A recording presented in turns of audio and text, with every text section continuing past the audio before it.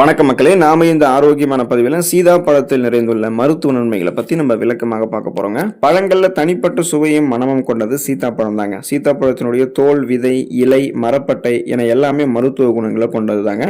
என்னதான் பார்க்கறதுக்கு வெளியே கரடு முரடாக இருந்தாலும் சீதாப்பழத்தோட உள்ள இருக்கக்கூடிய வெள்ளை நிற சதைப்பகுதி நிறைய இனிப்பாக இருக்கும். அது எந்த அளவுக்கு இனிப்பா இருக்கோ அந்த அளவுக்கு மருத்துவ நன்மைகளையுமே கொடுக்குங்க. நம்மளுடைய சீதாப்பழம் உடலுக்கு குளுக்கோஸ், சுக்ரோஸ் இரண்டுமே கொடுக்கறதால உடலுக்கு உடனடியாக எனர்ஜி, அந்த ஆற்றலையுமே கொடுக்கும். சீதாப்பழத்தை எடுத்துக்கொள்ளும் போது கிடைக்கக்கூடிய மருத்துவ நன்மைகள், அதற்கு காரணமாக இருக்கக்கூடிய ஊட்டச்சத்துக்களை விளக்கமாக பார்ப்போம். அதை பற்றி பார்க்கறதுக்கு முன்னாடி இந்த வீடியோக்கு மட்டும் ஒரு லைக் கொடுத்துட்டு இந்த தகவல் உங்களுக்கு தெரிஞ்சவங்களுக்கும் ஷேர் பண்ணிடுங்க. ஏன்னா அது அவங்களுக்கும் பயனுள்ளதாக இருக்கக்கூடிய ஒரு ஆரோக்கியமான பதிவு தாங்க. இது போன்ற அப்டேட்ஸ்கள் நீங்கள் தொடர்ந்து பார்க்கறதுக்கு நம்மளுடைய ஹெல்த் நியூஸ் தமிழ் சேனல் மறக்காம சப்ஸ்கிரைப் பண்ணி வச்சுக்கோங்க. பக்கத்தில் இருக்கக்கூடிய பெல் பட்டனையும் கிளிக் பண்ணி ஆல் அப்படின்ற ஆப்ஷனையும் செட் பண்ணி வச்சுக்கிட்டீங்க அப்படின்னா நாங்கள் போடக்கூடிய எல்லா அப்டேட்ஸும் உங்களுக்கு நோட்டிஃபிகேஷனோட அடிக்கடி சேரும். சரி வாங்க மக்களே, இப்போ வீடியோக்குள்ளே போயிடலாம். பிபி என்று சொல்லக்கூடிய பிளட் பிரஷர், அந்த ரத்த அழுத்தம் தொடர்பான பிரச்சனைகள் நீங்கள் விடுபடுவதற்கு சீதாப்பழத்தை எடுத்துக்கொள்ளலாங்க. இப்போ சீதாப்பழத்தில் அதிக அளவு பொட்டாசியம் மற்றும் மெக்னீசியம் இருக்குங்க. ஸோ இது ரத்த அழுத்தத்தை உங்களுக்கு கட்டுக்குள்ள வைக்கிறதுக்கு உதவிகரமாக இருக்கும். இப்போ ரத்த நாளங்களினுடைய விரிவாக்கத்தை ஊக்குவிக்கும். இதனால ரத்த அழுத்தம் சீராகும். போதுமான அளவுக்கு ரத்த ஓட்டம் உடல் எங்கும் உங்களுக்கு பாய்ச்சப்படும். இதனால அந்த ரத்த நாளங்களில் இறுக்கங்கள் ஏற்படாமல் ரத்த ஓட்டம் இதயத்துக்கும் சீரான அளவில் போகிறதால இதய துடிப்பு, இதயத்தினுடைய செயல்பாடு சீரான அளவில் இருக்கிறதால மாரடைப்பு, பக்கவாதம், இதய தமனிகளில் வீக்கம் ஏற்படுதல், இதய தசைகள் வலுவிழந்து போதல் போன்ற நிறைய பக்க விளைவுகள், அதாவது இதயம் தொடர்பான பக்க விளைவுகள் எதுவுமே உங்களுக்கு ஏற்படாது. ஒரு ரிசர்ச் பண்ணியிருக்காங்க. அந்த ரிசர்ச்சில் என்ன சொல்றாங்க அப்படின்னா, மெக்னீசியம் உட்கொள்ளக்கூடிய நபர்களுக்கெல்லாம் ரத்த அழுத்தம் வருவதற்கான ஆபத்தெல்லாம் குறைவாக இருக்கும்னு சொல்றாங்க. ஸோ ஹை பிபி என்று சொல்லக்கூடிய ஹை பிளட் பிரஷர், அதாவது ஹைப்பர் டென்ஷன், உயர் ரத்த அழுத்தம், அப்புறம் குறை ரத்த அழுத்தம், லோ பிபி, இது எந்த மாதிரி பிபி ப்ராப்ளமாக இருந்தாலுமே அனைவருமே சீதாப்பழத்தை எடுத்துக்கொள்ளும் போது பிபி ப்ராப்ளத்தை கண்ட்ரோல் பண்ணிக்கலாங்க. செரிமானத்திற்கு உதவிகரமாக இருக்கக்கூடியதுங்க சீதாப்பழம். ஒரு கப் அளவில் இருக்கக்கூடிய சீதாப்பழ விழுதுல 5 கிராம் அளவுக்கு ஃபைபர் என்று சொல்லக்கூடிய நார் சத்து இருக்குங்க. சீதாப்பழத்தில் நார் சத்தும் தாமிர சத்தும் சீரான அளவில் இருக்கிறதால செரிமானத்திற்கு இது உதவிகரமாக இருக்கு. இதனால உங்களுக்கு இந்த சீரற்ற குடல் இயக்கம், கடுமையான மலச்சிக்கல், வயிற்று வெளி வாயு பிரச்சனை, வயிற்று பொறுமல், வயிற்று உப்புசம், இது மாதிரி உங்களுக்கு எந்த பிரச்சனையுமே இருக்காது. சரி, உங்களுடைய ஒட்டுமொத்த குடல் வயிறு ஆரோக்கியத்தினுடைய மேம்படுத்தி செரிமான மண்டலத்தை நீங்கள் வலுப்படுத்திக் கொள்ளலாம். குறிப்பாக சீதாப்பழம் குடல் இயக்கத்தை சீராக்கி குடல் இருக்கக்கூடிய நல்ல பாக்டீரியாக்களை உங்களுக்கு மேம்படுத்தும். அப்போ சீதாப்பழம் ஜீரண சக்தி அதிகரிக்கிறதால ஒருவேளை உணவு ஜீரணம் ஆகாமல் போகும்போது உங்களுக்கு ஏற்படக்கூடிய இந்த பித்தம், வாந்தி, பேதி, தலை சுற்றல் போன்றவற்றை கூட சீதாப்பழம் உங்களுக்கு குணப்படுத்திடும். ஸோ ஒட்டுமொத்த செரிமான மண்டலத்தையுமே ஆரோக்கியமாக வைத்துக்கொள்ள முடியும்னா சீதாப்பழத்தை எடுத்துக்கொள்ளலாங்க. மன அழுத்தத்தை கட்டுப்படுத்தக்கூடியதுங்க சீதாப்பழம். சீதாப்பழம் மன அழுத்தத்தை கட்டுப்படுத்தக்கூடிய ஆற்றலை கொண்டிருக்கிறதுக்கான காரணம் என்னன்னா, மனநிலையை சீராக வைக்கிறதுக்கு ஹெல்ப் பண்ணக்கூடிய செரட்டோனின் மற்றும் டோபமைன் போன்ற ஹார்மோன்கள் சுரக்கிறதுக்கு வேண்டிய விட்டமின் B6 சீதாப்பழம் கொண்டிருக்கு. இந்த விட்டமின் B6 தான் மனநிலை கோளாறுகளுக்கு உதவக்கூடியதாக இருக்கு. விட்டமின் B6 மன அழுத்தத்தை குறைக்க செய்யும். இது குறித்து ரிசர்ச் பண்ணியிருக்காங்க. அந்த ரிசர்ச்சில் என்ன சொல்றாங்கன்னா, விட்டமின் B6 யார் ஒருத்தவங்களுக்கு குறைபாடாக இருக்கோ அவங்களுக்கெல்லாம் அவங்களுடைய ஸ்ட்ரெஸ், டென்ஷன், டெப்ரெஷன், அந்த மனச்சோர்வெல்லாம் இன்னும் இரட்டிப்பு மடங்காயிடும் அப்படின்றத கண்டுபிடிச்சிருக்காங்க. அதனால தான் இந்த விட்டமின் B6 அதிகரிக்கிறதன் மூலமாக நாம நம்முடைய அந்த மனச்சோர்வு அபாயத்தை குறைத்துக்கலாம். அந்த விட்டமின் B6 சீதாப்பழத்தில் இருக்கிறதால நம்ம அதை எடுத்துக்கொள்ளும் போது ஸ்ட்ரெஸ், டென்ஷன் இது மாதிரி நமக்கு எதுவுமே இல்லாமல் மன அழுத்தமெல்லாம் நீக்கப்பட்டு சுறுசுறுப்பாக நம்ம செயல்பட ஆரம்பிப்போம். இயல்பாகவே நமக்கு பார்த்தீங்கன்னா நம்ம சுறுசுறுப்பாக இயங்கக்கூடிய அந்த ஒரு நிலையை சீதாப்பழம் நமக்கு கொடுக்கும். நம்முடைய உடல் எடையை எந்த விதமான பக்க விளைவுகளும் இல்லாமல் ஆரோக்கியமான முறையில் அதிகரிக்கணும்னு நாம் நினைச்சோம் அப்படின்னா சீதாப்பழத்தை எடுத்துக்கொள்ளலாங்க.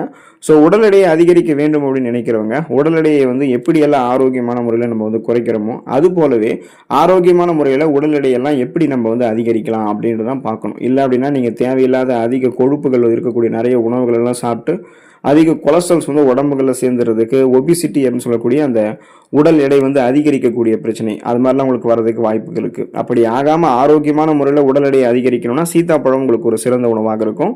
அதுக்கான காரணம் என்ன அப்படின்னா, சீதாப்பழத்தில் அதிக ஊட்டச்சத்துக்கள், சரியான அளவில் உடல் எடையை கூட்டுறதுக்கு வேண்டிய கார்போஹைட்ரேட்டுகள் மற்றும் புரோட்டீன் அப்படின்ற அந்த புரதங்களால் சீதாப்பழம் நிரம்பி இருக்கு. ஸோ சீதாப்பழத்தை அதுக்கு நீங்கள் எப்படி சாப்பிடணும்னா, தேன் கலந்து நீங்கள் சாப்பிட்றதன் மூலமாக ஆரோக்கியமாக உங்களுடைய உடல் எடையை போதுமான அளவுக்கு கலோரிகளை கொடுத்து அதிகரிக்க செய்யறதுக்கு சீதாப்பழம் ஹெல்ப் பண்ணும். கட்டுக்கோப்பான ஒரு உடல் எடையை உங்களுக்கு கொடுக்கும். ஆஸ்துமாவை சரி செய்யக்கூடியதுங்க சீதாப்பழம். சீதாப்பழம் விட்டமின் B6 கொண்டு இருக்குங்க. இது மூச்சு குழாய் அலர்ச்சியை எதிர்த்து போராடுவதற்கு உதவிகரமாக இருக்கும். ஆஸ்துமாவை தடுக்கிறதுக்கு உதவிகரமாக இருக்கும். நுரையீரல் தொடர்பான சிக்கல் இருக்கிறவங்களுக்கெல்லாம் சீதாப்பழம் நன்மை தருங்க. ஸோ விட்டமின் C என்று சொல்லக்கூடிய உயிர் சத்து சீதாப்பழத்தில் இருக்கிறதால சீதாப்பழம் சாப்பிடும்போது சளி பிடிக்குமோ அப்படின்னு நீங்கள் பயப்பட வேணாம். சீத்தாப்பழம் உங்களுடைய சளியை வந்து சரி பண்ணிடும். சீத்தாப்பழத்தை சம்மந்தமான குளிர்காலங்களில் காய்ச்சல் அதிகமாக இருக்கக்கூடிய சமயங்கள்லாம் நீங்கள் எடுத்துக்கிட்டிங்கன்னா அதெல்லாம் நீங்கள் வந்து குணப்படுத்திடலாம். ஆஸ்துமா காசநோயை கொண்டு இருக்கிறவங்களாம் தொடர்ந்து சீத்தாப்பழத்தை எடுத்துக்கொள்ளும் போது அவங்களுக்கு நல்ல பலன் கிடைக்கும். அந்த ப்ராப்ளம் எல்லாம் சரி பண்ணிடும் சீத்தாப்பழம். நுரையீரலினுடைய செயல்பாடை ஆரோக்கியமாக வைத்துக்கொண்டு ஒட்டுமொத்த அந்த சுவாச மண்டலத்தையுமே சீராக செயல்பட வைக்கிறதுக்கு தொடர்ந்து பார்த்தீங்கன்னா சீத்தாப்பழம் உங்களுக்கு உதவிகரமாக இருக்குங்க. எலும்புகள் பலமாக இருக்கிறதுக்கு தொடர்ந்து நம்ம சீத்தாப்பழத்தை எடுத்துக்கொள்ளலாங்க. சீத்தாப்பழம் வந்து உடலுக்கு வலிமை கொடுக்கக்கூடியது. ஸோ கால்சியம் சீத்தாப்பழத்தில் நிறைந்துள்ளதால் எலும்புகள் பற்கள் நமக்கு வந்து பலமாக இருக்கும். தசைப்பிடிப்பு இருக்கிறவங்களாம் சீத்தாப்பழத்தை சாப்பிட்றது மூலமாக தசைகளினுடைய வலிமையை ஆரோக்கியப்படுத்திக் கொள்ளலாம். அப்போ உங்களுக்கு தசைப்பிடிப்பு, தசைகளில் வந்து வலி ஏற்படுறது, தசைகள் தளர்ந்து போகிறது, இந்த மாதிரி பிரச்சனைகள்லாம் எதுவுமே அவங்களுக்கு வந்து இருக்காது.